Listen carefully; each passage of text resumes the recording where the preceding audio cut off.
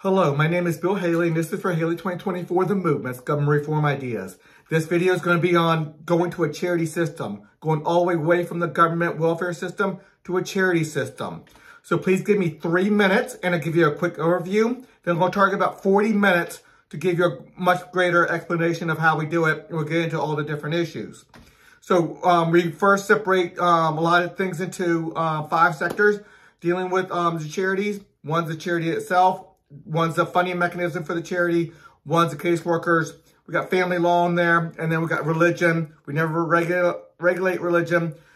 I'll show you how that's going to get into place with this. So we're going to do a transition, roughly 5 years. It could be a little bit more longer, a little bit shorter.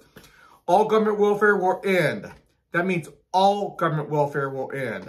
All government welfare in the tax code will end. That means deductions, exemptions, credits will all end. I have a teaching on that within my website or on YouTube. Go look for all that.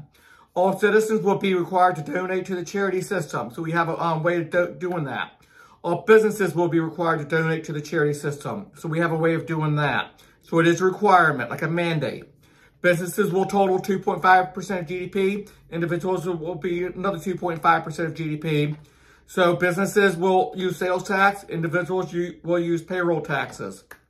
So a total of 5% of GDP, or roughly $1 trillion, will be in the charity system.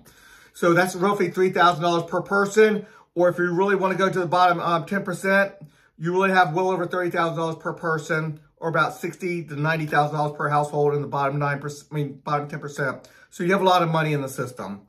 40% of will go to locality, 40% to the state, 40% to the federal. Now these are the charities, not government. When I say federal, state, and local, those are the for the charities.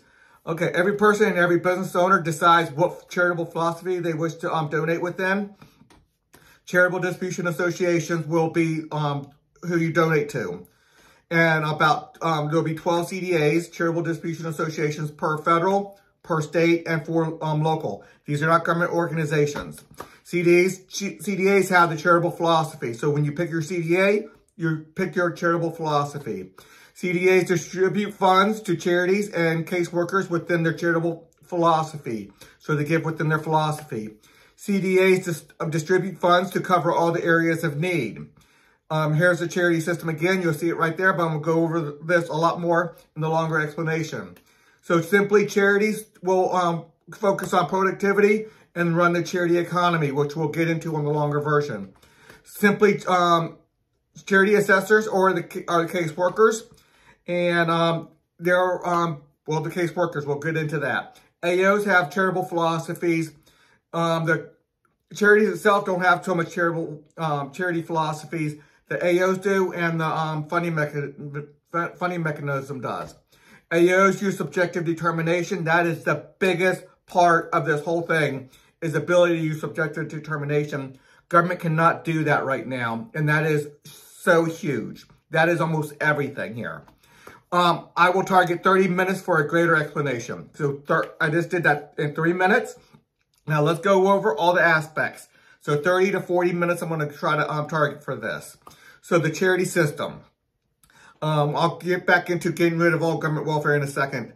But once we do that, we have charities in one sector, and that's going to be governed separately than the funding mechanism. And that's going to be governed differently than the charity assessor organization.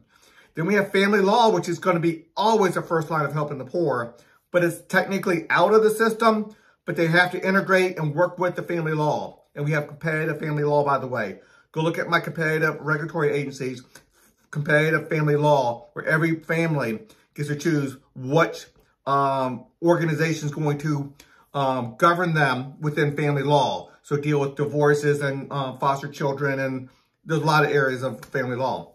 Then religion, again, we never regulate religion.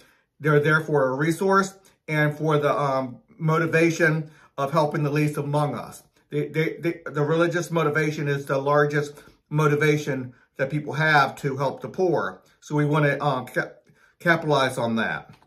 So we separate all government power into 30 sectors within my system. 5 in the charity system, 5 in the foreign protection system, five in the violent crime mitigation system, Yeah, I go private on almost all this with societal oversight, monopolized societal oversight. I have everything covered. It's not a wish and a prayer. It's not a libertarian pipe dream. It is going a lot more towards liberty, for sure, but it's still government, but they have to take care of their sectors and take care of what they're doing. Look at those videos. I got videos out on all this, and everything's on Haley2024.org. Okay, and 15 more sectors dealing with healthcare, banking, insurance, food, education, manufacturing, human resources, identity, environmental, work safety, disability, transportation, media and communication, land and water. All these will play a role in the charity system, by the way. Some, a lot more than others. Obviously, identity is going to be a big one. Human resources is going to be pretty big. Transportation, probably not too much, maybe a little bit for helping people, because we go to private roads and some people are not going to be able to afford it. So the charities will be part of that as well. Okay. Here's the structure of the full CRA structure. I'm not going to get into that right now because I want to really stay on charities and how that relates, but you really need to know the basics, where almost everything happens at the bottom level. The competitive regulatory agency, the competitive governance that you select to join. And they compete with the other ones to see who's going to do the best job. And they compete for the members because people can choose which one they want to go with. So it's highly important to understand what we're dealing with here. Not too much will go at the sector board, and the parent sector board is not even really relevant in this. They're just making sure everybody stays within their sectors and stuff. So they don't have power over it, but they do have power to say, stay within your sector, stay within your jurisdiction. And everything has a jurisdiction. It's one of the 30 sectors. So anyway, then we have the rating system side over here, and that's going to be important to understand how we get high quality information from a wide variety of perspectives. Okay, I'm going a little bit off balance, but you really need to know the CRA structure, the competitive governance structure that I have set up. CRAs, again, you become members. You have to choose a CRA, competitive regulatory agency. You have to be governed, but you get to choose which one. And they only govern their members, and the members elect their leaders of their CRA. So we get proper representation, because we don't have representation now in what we have, what we call the House of Representatives or the House of Delegates. They're not representatives in any real sense of the word, because you cannot represent a conservative and liberal. It's somebody who wants to go to war and somebody who doesn't want to go to war. One person cannot represent them, because representing means you are looking after their interests and their opinions. You can only go to war, vote to go to war or not to go to war. Raise taxes or lower taxes. You cannot do both. You cannot represent two different people with two significantly different viewpoints. Okay, and then if you want to go look at I encourage you to go on my website, look at all these videos, look at the write-up on the sector boards, the parent sector boards, the rating systems, because you get to pick which rating system you want to join, and that's going to have a philosophy. And the rating system can put rating floors dealing with fraud, abuse. So when there's low integrity issues, the rating system can come in as a governmental system and say, you are causing abuse. You are abusing, you're doing fraud, you have low integrity, and we're not going to stand for that. And they have real power to stop the abuse. So just in case anybody says, oh, I think there's going to be abuse with that, I can see abuse. Yeah, I can see it too. I created a system, the rating system, to stop the abuse, stop the fraud. And you just have to look through it. If you don't understand the CRA, which if that's all you saw of it, you don't understand it yet for sure. Look at my website and you'll start to get the understanding of it. Plenty of videos out there to try to give you the understanding of it. Okay, 100% of the current government welfare will stop. That means 100%. No food stamps, no cash welfare, no aid to dependent children, no WIC, no really go to education as well, because that's welfare as well, but you give it to everybody. It's like a UBI for students, and it's not good. Well, it's not even a UBI because that allows people to spend the money the way they want to. It's total government socialism. It's about as much socialism as you can get within that education sector. So anyway, that's going to have to stop too. We got a way of transitioning that. And anyway, that, I mean, when I say 100%, I mean 100%. No government welfare whatsoever. City, state, or local. It has to stop. If you have any of it, you start really messing with the charity system and not allowing it to do what it needs to do. Tax laws must not contain welfare deductions, exemptions, or credits. When you do that, it pushes tax rates up. Higher tax rates decrease economic activity because nobody wants to pay taxes at 90% income rates, so they're not going to go and do the work. So you have a drop-off. The higher the tax rate, the more drop-off you have of doing that economic activity. I have a full video on that, plus many things on my website, many blogs on that as well. But I just did a blog February of 2022, which this is still February 2022. So I did that just a week ago or so. So look at that, February of 2022. Look for those videos, and it's on my website. It's not a problem it's pretty easy to find. The current government will stop or will not control or be part of the charity system. So the current government, I go all the way away from it. But even if we always want to segregate out the charity system from the government, and that's all you do, that's fine. As far as this goes, the current government will have nothing to do with the charity system. It has to be 100% out. Because if you allow it in, even just 1%, it causes harm. It causes significant harm. It does not allow the charity system to do what it needs to do. Every sector is made up of roughly a dozen competitive regulatory agencies. That goes back to the structure. So all you have to do is gather with 5% of your fellow men, fellow citizens, fellow women, whatever, and join together, and then you have a governance. You have a government that can govern you. So you have to choose them, you have to pay their fees, and the whole 9 yards. A CRA takes the name of a CDA or AO or among others. So that's just, if you know the charity structure, you'll understand that aspect. If not, just know that a CDA is a CRA. A Charitable Distribution Association is a governing body that is made to collect the taxes, which other people really do collect the taxes for them, but they receive the taxes and then they distribute the taxes. So their main job is to distribute the funds to charities and to the caseworkers to make sure they're doing it within their charitable philosophy. Then AOs, we'll get into what an AO is, the caseworkers, assessor organizations. Okay, this is a structure again. I'm going to keep on coming back to it. But the CDAs and AOs and the this is where almost everything is happening. Actually, almost 95% of everything that happens is right there at the competitive regulatory agency standpoint. Everything else is to support this. All this right here is to support the CRA, the competitive governance. One's to just make sure it's staying within its jurisdiction, to doing what it's supposed to do, making sure it's not, the rating systems to make sure it's not doing negative externalities, abuse, fraud, and the like. But these people can do everything they're supposed to do as long as they stay within their jurisdiction. They get accomplished what they're supposed to get accomplished, and they're not doing fraud and abuse and harming people outside of what they're doing. Okay, let's keep on going. The charity system, again, 5 sectors. Family law and religion are not technically into it, but because they're competitive regulatory agencies, people can choose to go with some religious aspects. In the family law, you always want to keep helping the poor within the family as much as totally possible, because that's where it is. And if people don't have families, you join people up into quote-unquote families, groups where they help support each other. And that's what a charity system can do. That's what a government cannot do. Government just doesn't have that ability.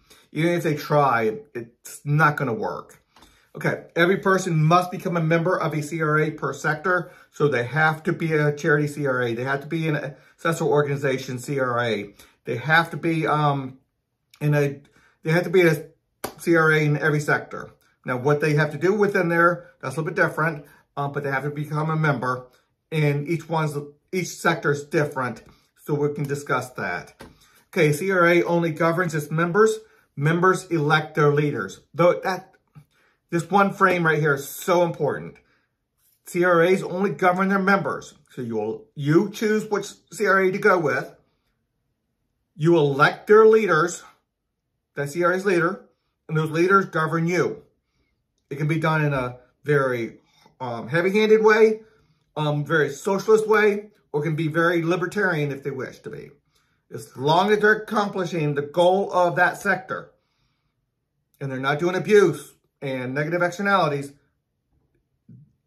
that CRA is wide open on what they can do. So, again, we can talk about each one of those sectors individually on those issues. All sectors have a rating system. There's 5 representative bodies made up of roughly a dozen rating agencies each. So the rating system is significant. It's hard to underestimate or overestimate how much the rating system is going to be important. Now, I say 95% of everything is done in that CRAs, but that rating system is giving high quality information from a wide variety of perspectives. It's stopping that negative externalities. It's investigating. It can do a lot. So, but they're highly important. But it's highly important to understand and give proper information about what the CRAs are doing. And that's what their importance are. All representative bodies have a very focused set of responsibilities, authorities, and interests. Their separation of powers is what I'm getting at. So checks and balances, significant checks and balances within my system. Rating system, CRAs, RAs, AOs, CDAs, all these things check and balance each other from a separation of powers point of view. The charity sector provides assistance. So they are the ones providing food, housing, medical care, other things that the poor need. Education is significant. Job placement. They run the charity economy, and the charity economy is going to be huge, no doubt about it. This video is not going to touch on it'll only touch on the charity economy some, but it's a place where people can put work hours in, receive benefits out. And there's no labor law. They can put you to work within hours, not weeks or months. You get put out of a job, and most loan contracts are going to say, if you can't make your loan contract, go work in the charity economy. If you can't make your rent, go work in the charity economy. If you can't make your loan payment, or I said loan payment, you're out on unemployment and you want some benefits, they can put you to work right away. And you're going to have skills that can be worked or useful in the charity economy. And there's not just one charity economy where they have monopolized the problem of monopolized problems.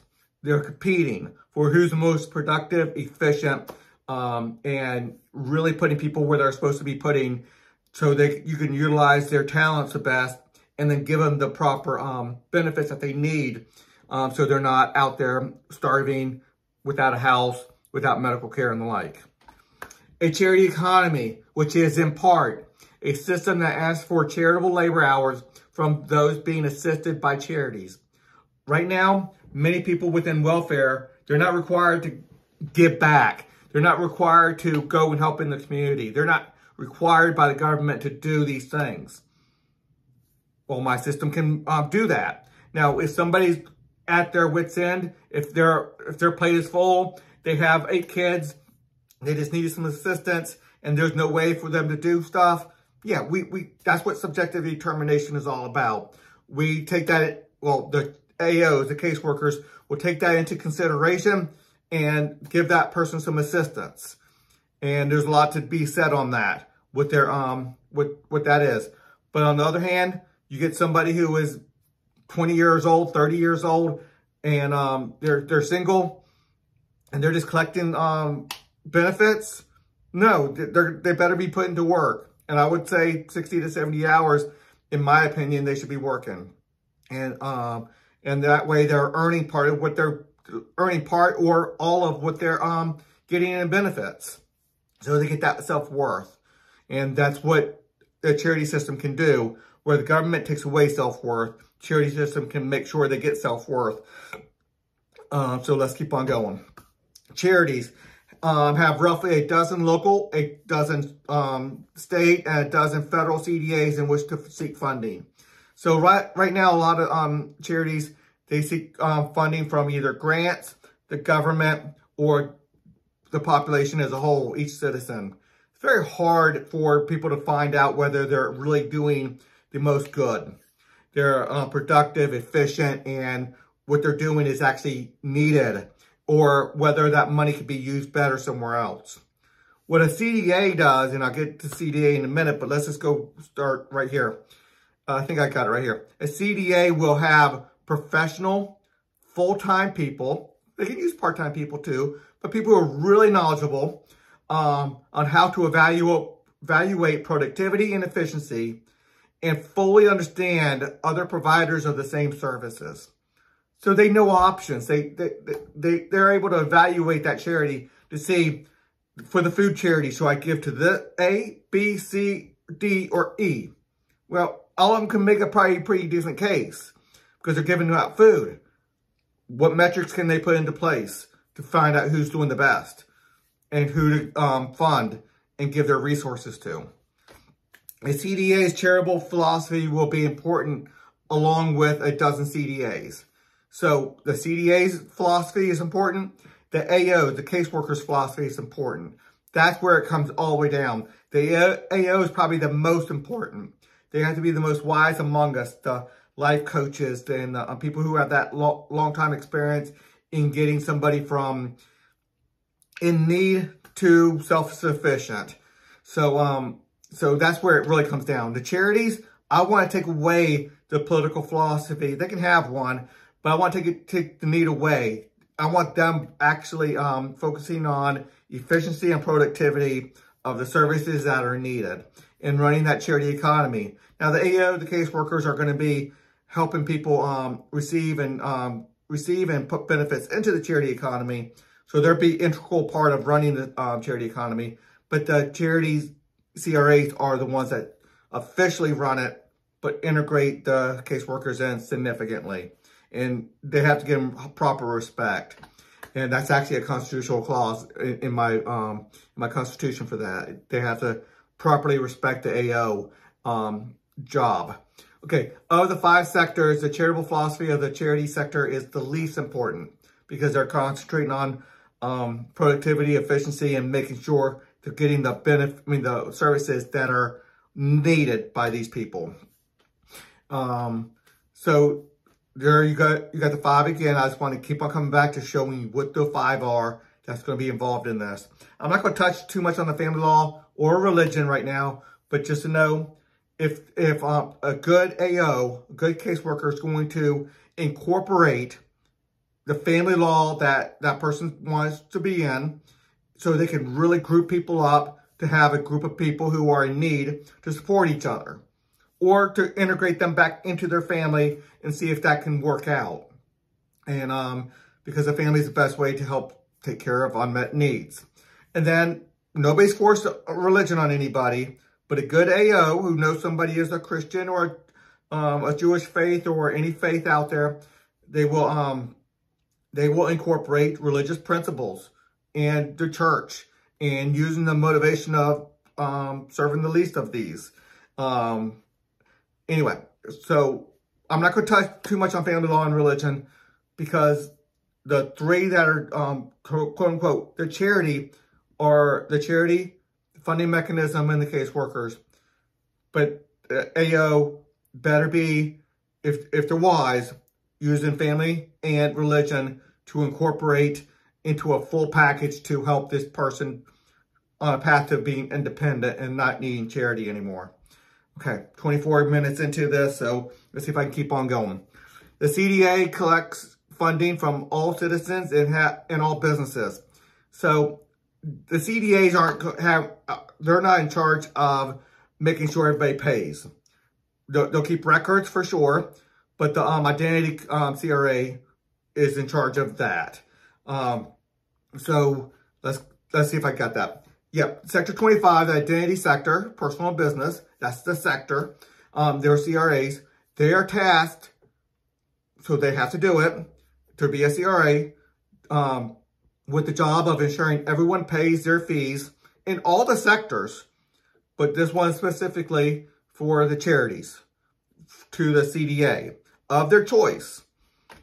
Okay, the CDA main's job is to hire the caseworkers, the AOs. The caseworkers within their charitable philosophy and fund charities and discussed. So they fund charities within their charitable philosophy, and how we discuss how they're full-time professional people who have a long history of knowledge of what charities to fund, which one's better to fund, how much to fund of each, making sure all the areas are covered and the like.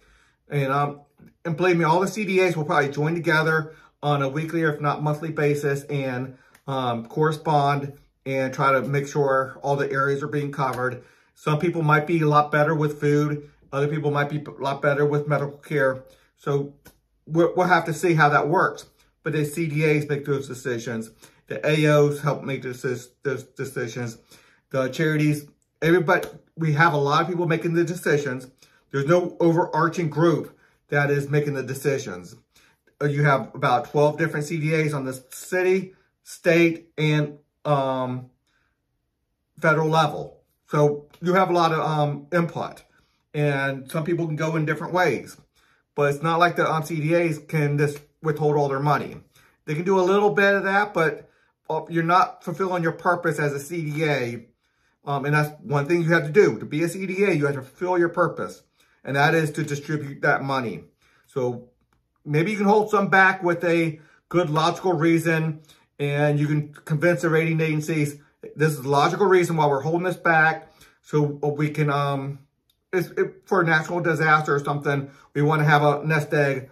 So the natural disaster, we can flood all that charity in there right away. So yeah, there's good reason hold some back to have that nest egg to do that. But we can't hold back forever and just build it up and not just distribute any of it. Anyway, so that gets into the weeds of it a little bit. So let's keep on going. It would be wise if all the CDAs met and had a conversation about everything, sharing best practices and the like, but it's not required. The CDAs, well, some cooperation is required within the rating floors, but they'll decide that. Charity assessor organizations, they're the caseworkers. Let's discuss them for a minute. And AOs have discretion, discernment, and can use subjective determination.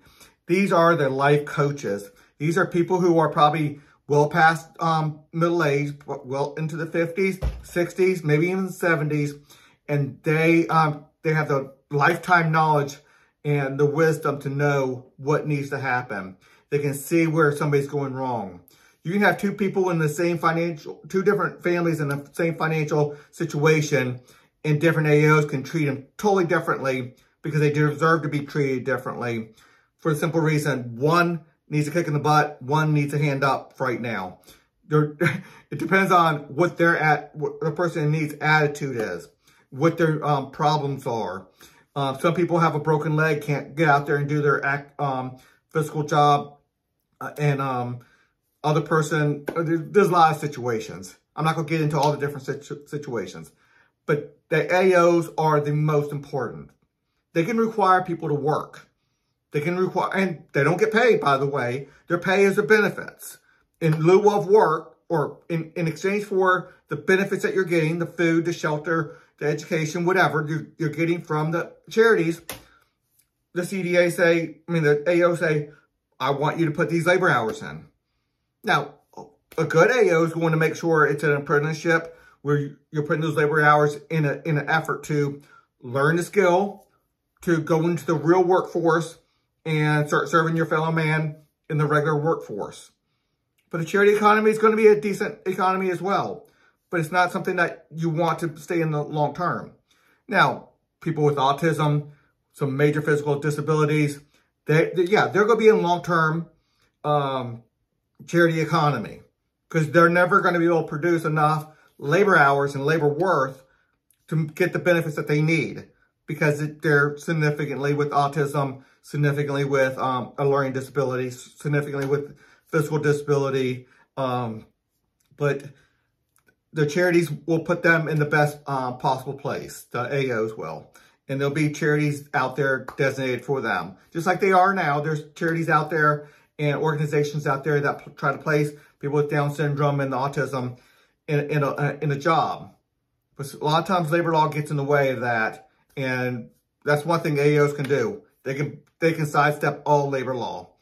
If that's what's best for that person in need, then that's what's best for that person in need. And the AO can sidestep any labor law and put somebody to work without a problem. The rating system's going to see, is that abuse? And if it's not abuse, they're getting the benefits, they're enjoying their work, they're getting that self-worth out of that work, then everything should be fine. Rating systems can warn off or report about and ultimately stop, if needed, abusive situations. But you're gonna have like 70% of the people saying, yeah, that's abusive. You can't do that before you can stop it, because we don't want to stop a good situation just because some good do-gooders want to stop it because they don't like the way they're being treated, even though the people with autism, they enjoying that job. Okay, another rabbit trail. Anyway, let's keep on going back to this. So everyone is assigned an AO, and if you don't like your AO, you can switch your AO. You can go to another CDA and say, I don't like the way I'm being treated. I don't like how my child's being treated. I don't like how my husband's being treated. I don't like this. Because let's say your husband or whatever, your child has Down syndrome or whatever. Anyway, so you're going to speak on behalf of somebody else. So you can choose another, and I spelled another wrong, I guess, another CDA and get assigned another to another AO. So if you don't like the way somebody's treated, tell them to go to your CDA where you're funding them and you can get those benefits and like. Working closely with Family Law CRAs, religious CRAs, and Identity CRAs, assessors will discreetly investigate a person's life to properly assess the best path forward. Now, this is where it gets a little bit controversial, no doubt about it. But you get the AO that you choose. That's why you choose your AO, somebody else choose their AO. If you really don't like this, where they discreetly look at somebody's life, their finances, their lifestyle, are they taking drugs, are they goofing off, or are they really doing the best they can? If you don't like that, choose a CDA, a charity, and an AO that doesn't do that. I think most people want to say, look, I don't want to control your life, but if you are doing things that are actively destructive to your life, destructive to your ability to become independent, we're not going to keep on just giving you money. You're falling on the mercy of society, and we want to make sure you're independent. But we're not going to just enable your destructive lifestyle by us giving you money, giving you benefits, giving you food, giving you shelter, just so you can have your lifestyle that you want that's destructive to independence. So, a lot of ways to look at it, but we don't want to force somebody to give. Like, I personally don't want to give to the government welfare system because I know how much harm it does. It does significant harm to the people that they're trying to help. Often people need help because they made bad life decisions, because they are falling on the mercy of society for help. Assessors can make certain moral and lifestyle requirements to stay within that CDA. If the person who gets that requirement put on and they don't like it, they can try another CDA. But at some point, the money's going to run out, and hopefully people aren't going to be enabled to continue a lifestyle of destruction versus independence, because you're taking people's money away, kind of against their will. Even my system is against people's will. There's a requirement that you give to charity. So with that requirement comes, you better be doing the right things to become independent or moving in that direction. Controversial. That's why there is competitive AOs and CDAs. I'm going to flash the screen up there a couple different times. Yes, that's controversial. That's why there's competitive AOs, competitive CDAs. Choose the ones that you want. So assessors who may require work or education of those requesting assistance in order for that individual to stay within that CDA, all funds that they earn, work through this work as for by them. I'm sorry. If this AO asks you to work, you're doing that work, you're not getting paid that money, you're getting the benefits. It's lieu of the benefits. Hopefully it's getting you the skills you need to get a job in the real economy. Okay, but any of that money goes back to the CDA, and that the CDA ultimately will probably return it to where it came from so they can give more benefits, but it might go somewhere else as well. That's why CDAs they control their own budget. They control how they're going to do it. As long as they're not doing fraud and abuse, and the rating system's going to check on that, they're good. Okay, that's controversial. No doubt about it. That's why there's competitive AOs and CDAs. Assessor organizations will likely utilize this charity economy.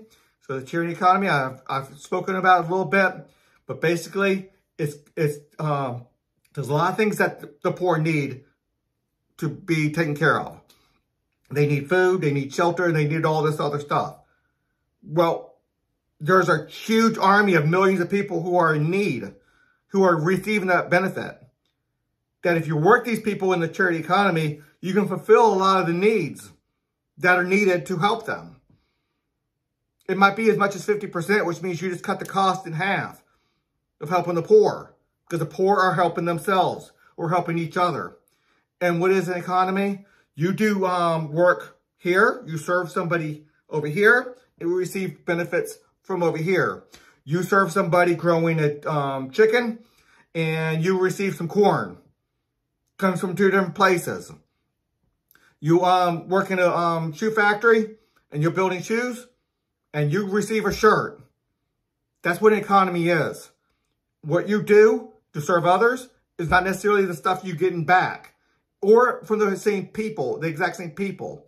You put into the world of all the services, and you receive product and services from the world of all services. That's what an economy is. And the charity economy is going to be the same way.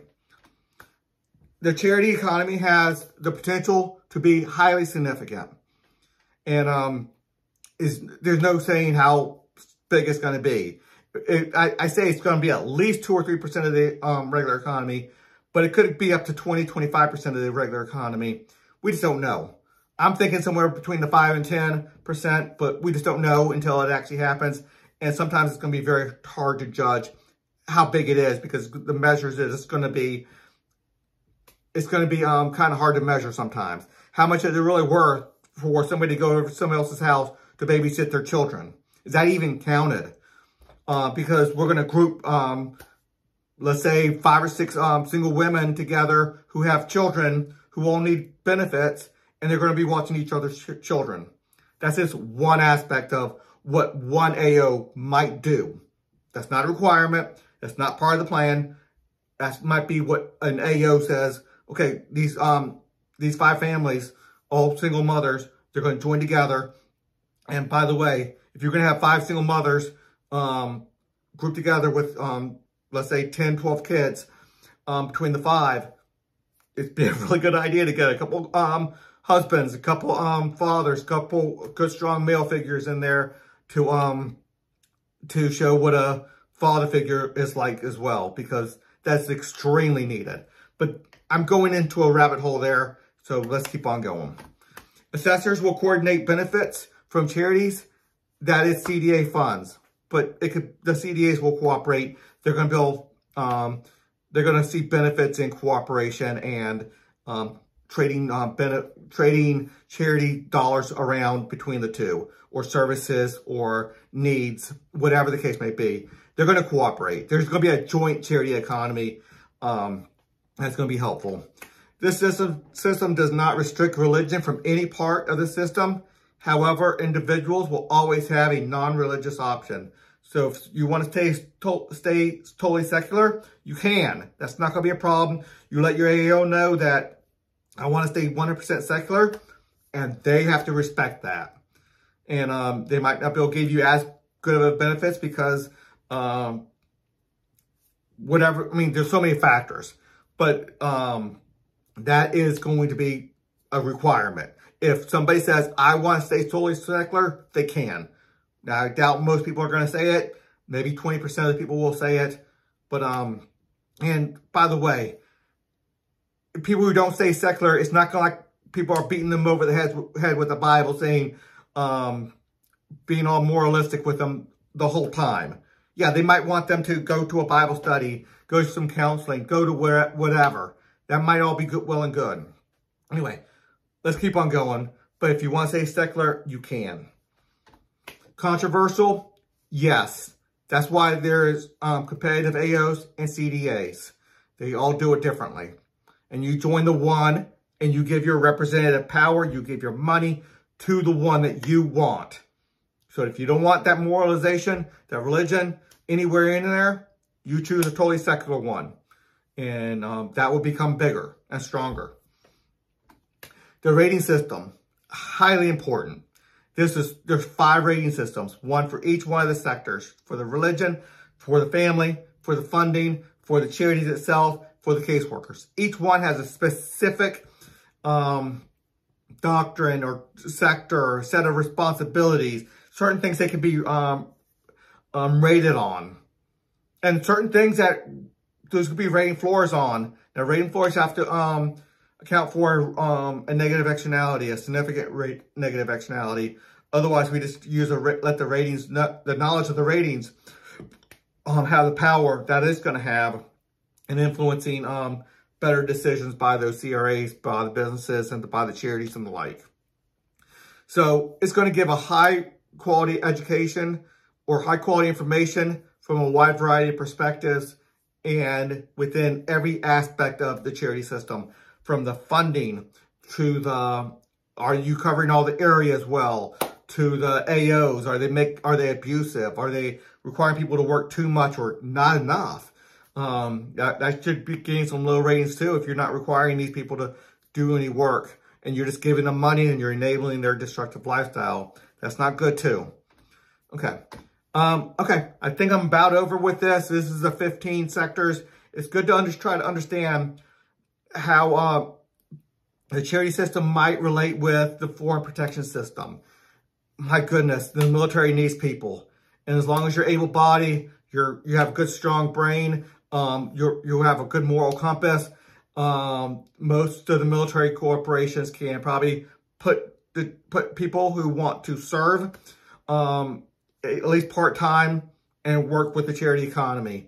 Same thing with the police, the prisons, and almost anybody can work in the rating systems. I mean, the rating system is going to probably be made up of at least 50% of people in the charity economy because they have the time to do it. And those are just going out there doing investigations, looking around, checking on food safety, checking on a lot of everything. I'm not going to go into it. You can look at the different sectors to get an idea about what they're going to check on. Environmental, education, whatever the case may be.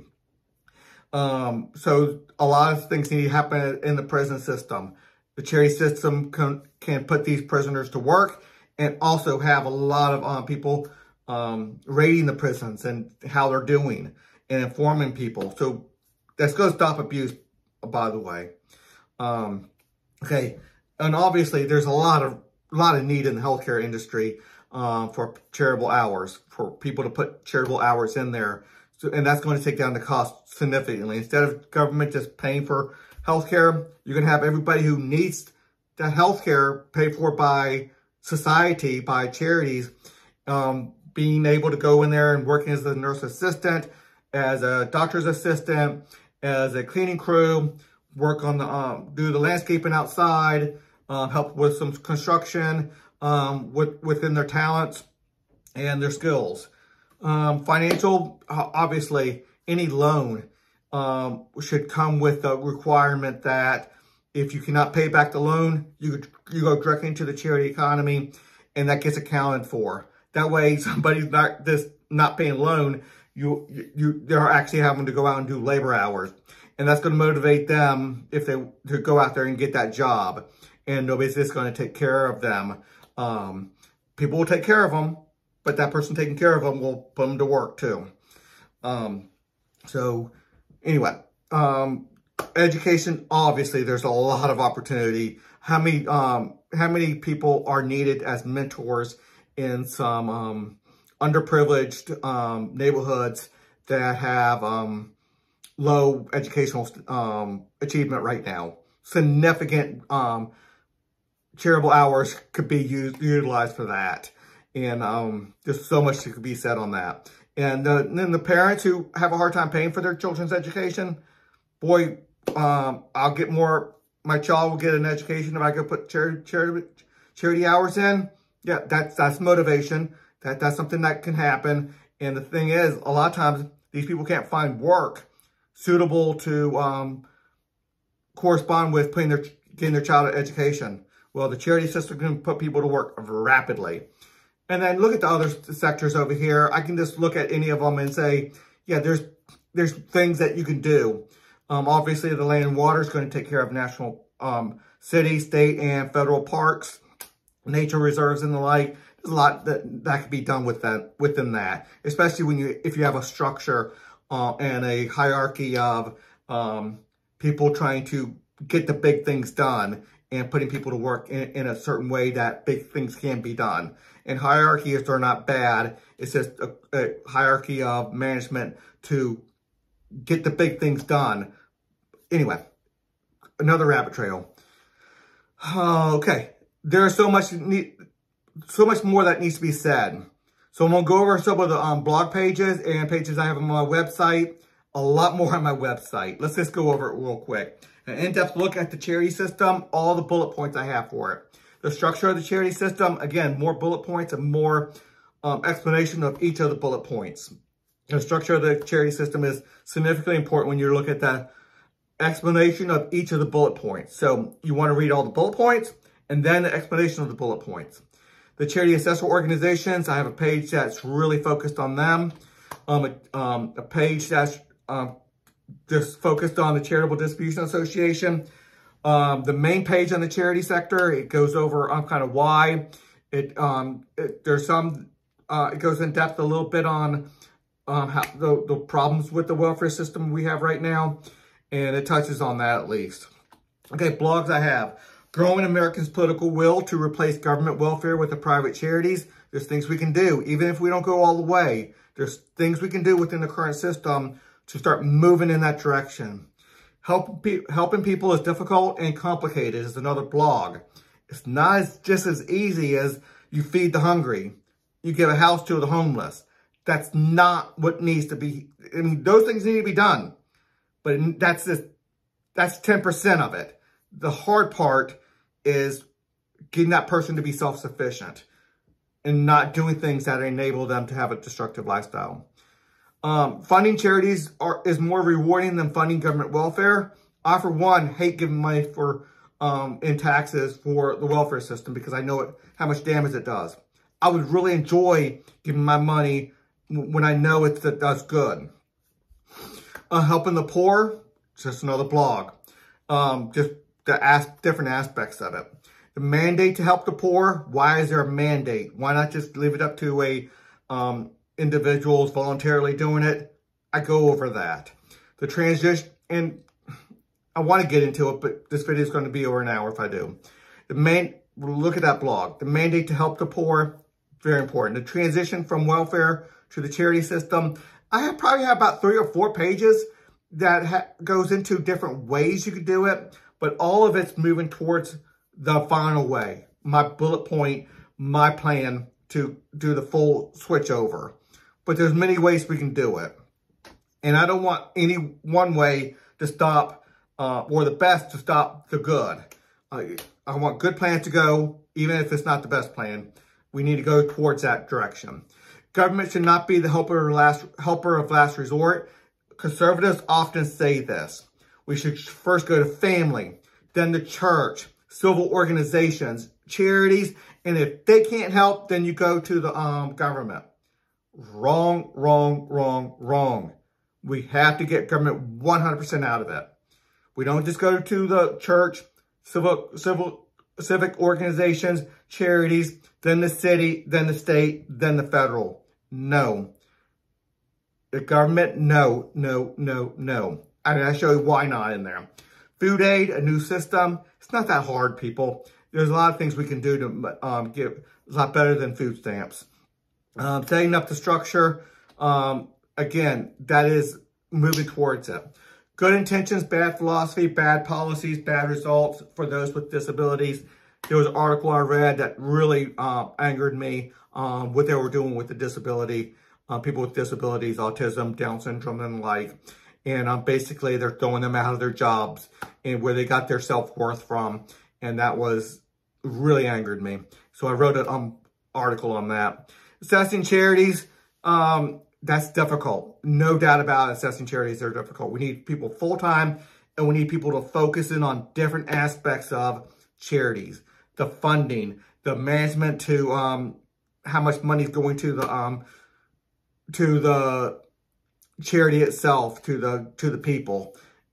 That's complicated. It's not as easy as just a number from management, 10% and 90%. It's not that easy. And I discussed some of those issues. A somber report on government welfare. There was a report I saw. It's concerning. And you go all the way back to the 70s with some of the senators, even Democrat senators, saying, what are we doing to the black community?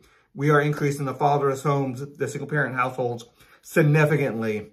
And then we gather all these people into one location, and we have huge communities of several, like tens of thousands of people, all crammed into one small area with the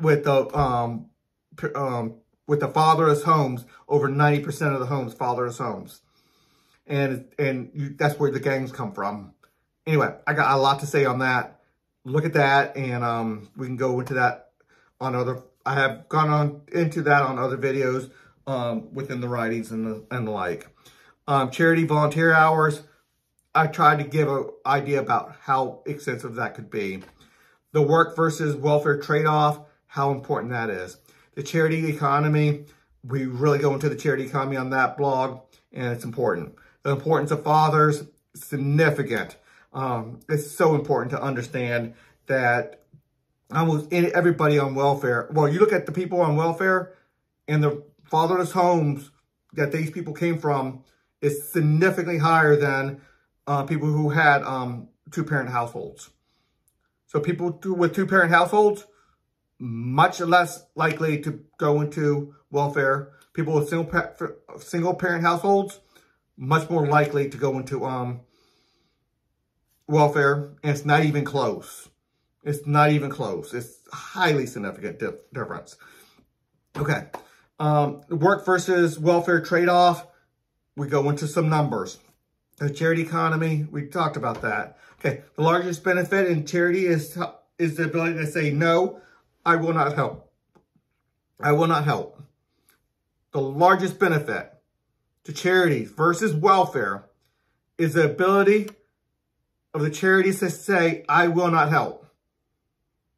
And that cannot be understated, the subjective determination to say yes or no. No, when you are living a destructive lifestyle and all I'm doing is enabling you to do that. Yes, when you're becoming more independent. Yes, when it's temporary. Yes, when you have the good attitude of getting out of it and moving towards the life of independence. Voluntarily donating charity is better than mandating the donation. I agree, and I agree. However, there's a lot more than just that. Look at that blog to understand why we do go with the requirement. First of all, if we don't go with the requirement, the political will to go to a charity system falls off like a rock. The percentage of the political will to go to a charity system, I don't know what it's going to be, but let's say it's 60%, but without that requirement, it might go down to 20%. Nobody's going to, the political will is just not going to be there without the requirement that people know that the money's going to be there. So within my system, if people say, I don't know if I want to go to your system, and I can say $1 trillion, 5% of GDP will be in the system. And that's somewhere around $50,000 or $60,000 for the per household for the bottom, let's say 20% of households. And they go like, oh, if the money's going to be in the charity system, then let's go to it. But if they can't see that the money's going to be there, then their political will drops off. So that's the biggest part of that. Enabling destructive dependency, we talked about that. Government policies that increase fatherless homes, highly important to look at that. Assessor organizations, we get into that. Walter Williams talks of the cause of African American poverty. I have a video in there, and I think I wrote some, not too much on that one, but just watch that video. It's highly important. Means-tested welfare, what that does. And I have a lot on the UBI, by the way. I'm very, very much opposed to the UBI. UBI is negative, negative, negative, negative in every aspect of that policy. And look at those policies. I have several blogs, but look at a couple of the main blogs on the UBI. Universal basic income is perhaps one of the worst decisions or worst ideas that we have out there. Socialism is probably worse, but don't get me wrong, but UBI is really, really bad. Okay, government enabling destructive lifestyles. We've kind of talked about that. Picking up the mantle of king or the clan. It's just a blog I wrote. It's a fun blog. How funding CDAs is similar to funding a church. And that goes into why do we give to an organization just for that organization to distribute that money versus us choosing, I want to give to this one food charity or I want to give to that one housing charity. Well, we need to have people who have the idea of everything, all the areas of need covered. If I give to somebody just for food or just for clothing, well, how do we know that the clothing is not getting way too much money compared to housing not getting enough, or medical care not getting enough, or that they're doing a good job?